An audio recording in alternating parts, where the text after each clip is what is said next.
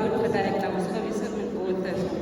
En toen een zoon van die kerk wat aan profet omkom, toen zei ik voor profet van zijn speech, hij is not verbal.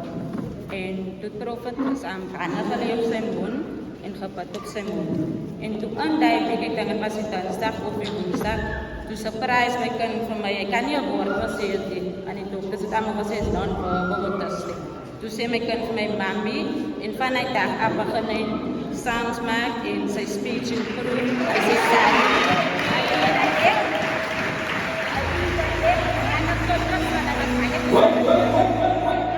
She's not talking. She's not talking. sy eye contact en my eye contact en hy interact en ek kan net die Here dankie sê dat die Here beproef het in ons lewens gesit. Baie mense sal negatief sê op social media, die kyk is 'n sirkus, maar ek wil net sê, kom kyk toe en vind self die man van God, sy krag, sy power, maar sy power en ek sal nie wegbly van die kyk af, want ek het die Here in koning van, ek het die gees van die Here is reg aan die kyk, en ek kan nie verprofet en verpasheid en verpanje tot gemeente genoeg dank vir die gebede nie, want die kyk sy gebede, draak krag en profet as 'n ware profeet van